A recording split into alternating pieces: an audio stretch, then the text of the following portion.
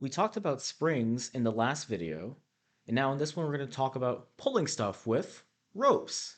We can still use the same principles as we did last time. We can think about these ropes and cables as these kinds of weird springs. They still have some sort of stiffness to them, some tension, if you will, if you remember from physics. And we're going to approach them in a similar way. So, hey, why not? Let's just get started. So let's take a look at our first question here. We have a rope that is 50 feet long and weighs zero point 0.5 pounds per foot, and it hangs over the edge of a building that's 120 feet high. So let's go ahead and draw the picture here. So, draw ourselves a little building here. Okay, this building is 120 feet high. It's about 40 odd meters. Okay, and we have a rope which I'll do in this orange. It hangs over the edge, and it weighs, well, half a pound per foot, and it's 50 feet long. Okay. Now, the first question that we have to answer is how much work is done in pulling this rope into the top of the building? So let's recall what Hooke's law says, okay, because we can still regard this rope as a special kind of spring. Okay, so Hooke's law says that the force required to stretch or compress a spring is proportional to the displacement. We're still going to use something like this, okay? Well, let's go ahead and look at the information that we have. This 1/2 pound per foot here, okay, this is like our K. This is like our stiffness constant, okay? This is the weight per length of rope. And so how do we get the total weight here? Well, the rope, okay, the rope weighs, well, how much? So we have 50 feet of rope times 0.5 pounds per foot. If we do the multiplying, that gives us 25 pounds of rope. Okay, so we just multiplied the two. Think about how the units operate, okay? But where does that leave us? We know how much the rope weighs, but I need to figure out the total work done. How much energy is required to pull this rope up the building? Well, let's think about kind of the forces at play here. Let's say I've marked a section of this rope. Let's punch in here a little. Let's say I marked a little tiny section of this rope here with like some bright green masking tape. Okay. So I've marked that little section with some green masking tape. And I want to see how much work is required to lift this tiny section of rope a small distance. Okay. Well, the way we can think about this is as follows. I know that at the start, if I have lifted no rope, I have 25 feet of rope to go. And every time I pull a foot up, I have pulled up essentially half a pound of rope. Okay, so we're going to go ahead and do some labeling of a coordinate system here. I'm going to go ahead and call the top of the building, I want to call the top of the building 0. Okay, let's call this x equals 0. And so that means where this green masking tape is, okay, that is x units away from the 0 position. I'll call this x feet here. Okay, well, how does that help me? Well, let's think about the force function first. Okay, let's punch back out here. So our force function is going to be this, well, let's think about it. I have 25 feet of rope initially to pull. And if I pull this, like, say, at a constant rate, okay, maybe 1 foot per time unit, okay, I've lifted up a pound, or rather a half pound of rope. So anytime I move a distance x, this is the amount of rope that is I have left to pull. Okay, we can kind of think about this intuitively. If I pull up no rope, I still have 25 pounds to go. If I pull up 10 feet of rope, well, that's 0.5 times 10, which is 5 pounds of rope I pulled, which leaves me with 20 more feet, 20 more pounds of rope to go. And that's our force function. Okay, essentially what we've done here is the following. This is the total weight of the rope minus, okay, minus, say, amounts remaining. The amount remaining, and okay, the amount remaining at x feet. And so how do we get the total work done pulling up all the rope at the top of the building? Well, it's an integral, okay? So the total work here is simple. We're going to integrate from 0 to 50, because that's how much rope we have, okay? But Sean, it said that the building is 120 feet high. Yes, but does that really matter? Well, no. We're only looking at the rope that we're pulling. What's changing with the rope, okay?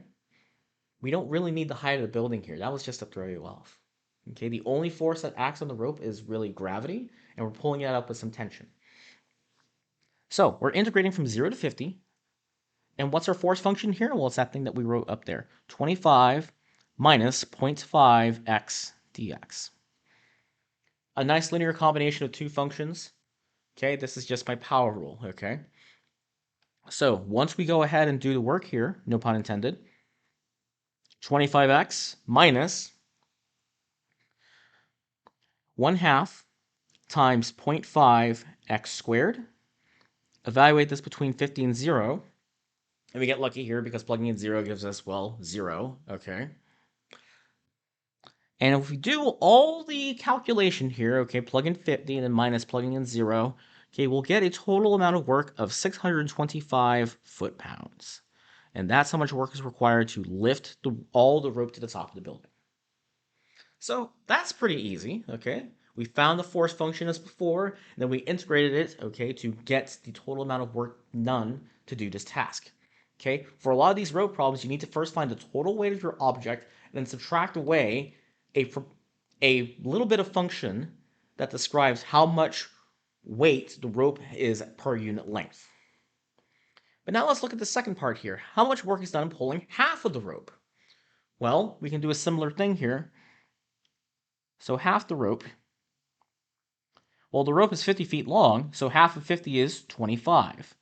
We're still going to integrate our force function again. 25 minus 0.5x dx. Same exact function, so the same exact antiderivative. Okay, 25x minus 1/2 times 0.5x squared.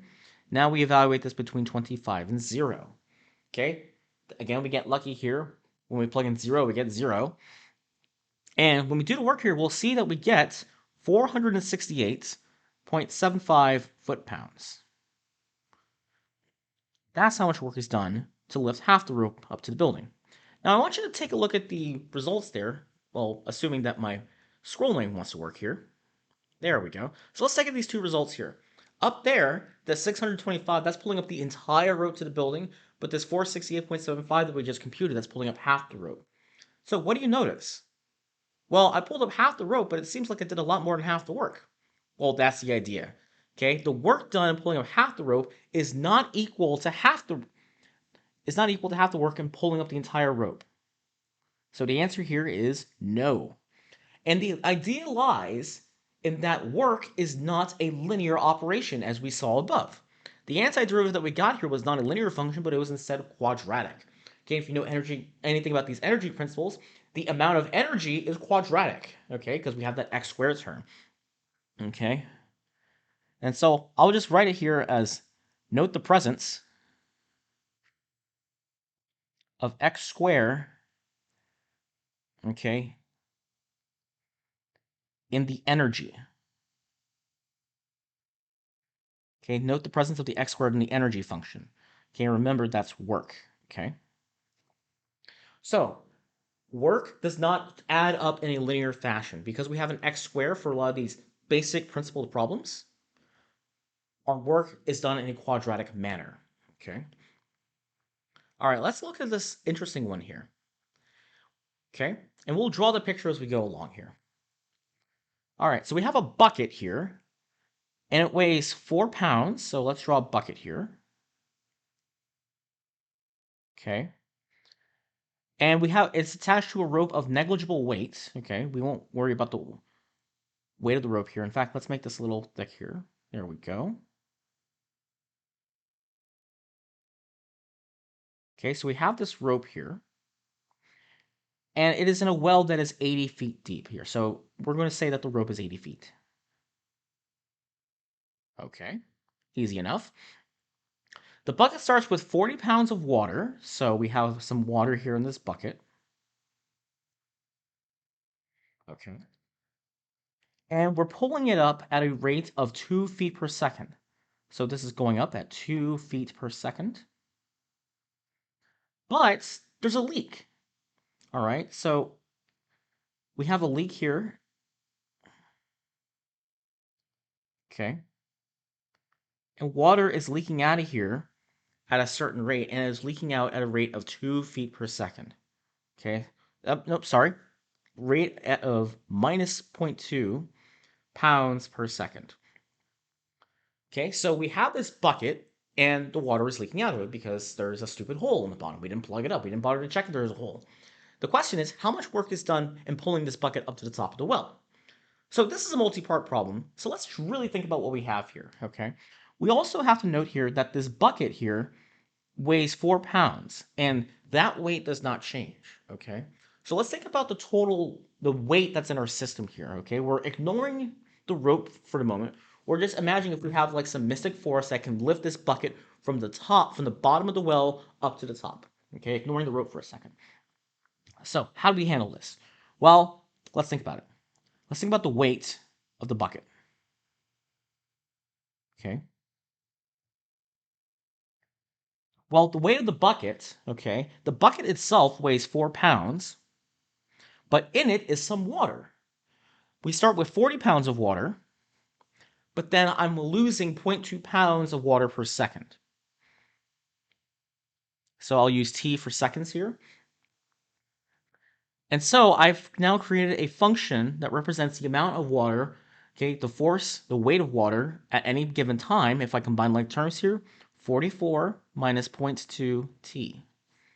Okay, now we can kind of think about this intuitively. After 1 second, I've lost 0.2 pounds of water. Okay, after 2 seconds, I've lost 0.4 pounds of water, and so on. I'm leaking out at a constant rate. All right, so far so good. Okay. Well, I'm pulling up this rope at a constant speed. Okay. So how long does it take to pull the rope? Okay. Well, 80 feet of rope being pulled up at 2 feet per second. That gives us 40 seconds to pull. Okay, so that means our weight is changing in this time span of 40 seconds, and this water is leaking out at a constant rate. And so how do we figure the total work done in lifting this bucket, this leaking bucket out of the well? Well, the total work done here, it's just another integral. We're integrating our force function, okay, f of t, okay, 44 minus 0.2 t, okay, and we're integrating from 0, the instant we start lifting, to 40, the instant we stop when it gets to the top. It takes 40 seconds to get to the top of the well here. We have our dt there, and once again, it's the power rule. Okay, so we do our basic stuff here. 44t minus 1/2 times 0.2t squared. Okay, that's just power rule once again. Evaluate on the boundary. Okay, use the FTC for you and me. And again, we get lucky because here when we plug in 0, I get 0. So when I plug in 40, you will see that if I do all the computation here, well, let's just write it out here just so that you see it. 44 times 40 minus 1/2 times 0.2 times 40 squared. That's going to give me 1,600 foot-pounds of work.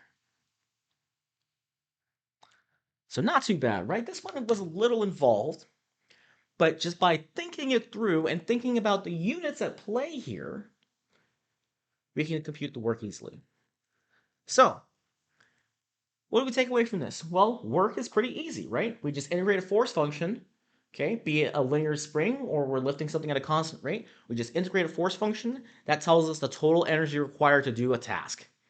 Okay, we're going to return back to this concept of work, but now we're going to talk about fluids, pumping things, like pumping things in and out of a pool. I'll see you in the next one.